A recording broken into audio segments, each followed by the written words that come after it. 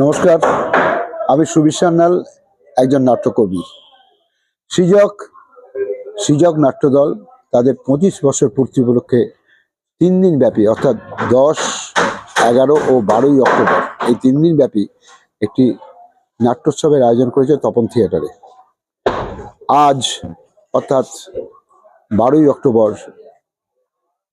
উৎসবের শেষ দিনে মঞ্চস্থ হতে চলেছে 3টি নাটক। প্রথম নাটকটি বিকেল 5টায় মঞ্চস্থ হতে চলেছে, সেটি হলো বাগনান শপথ প্রযোজিত বৃষ্টিতে নিশিকান্ত। এটির পরিচালনার দায়িত্বে আছেন শান্তনু। দ্বিতীয় নাটকটি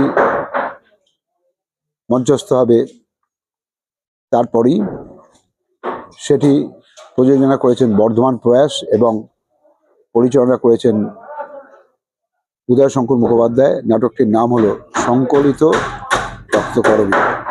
এবং শেষ যে নাটকটি মঞ্চস্থ হবে সেটি হলো সৃজকের সাম্প্রতিক সাড়া জাগানো নাটক, মৈনাক সেনগুপ্ত রচিত ও দেবাশিস বসু পরিচালিত গুপি বাঘা এবং। আপনারা এই 3টি নাটকই দেখতে আসুন। আশা করব আপনাদের উপস্থিতি দিয়ে আপনারা আরো দ্বিগুণ উৎসাহিত করবেন। ধন্যবাদ, নমস্কার।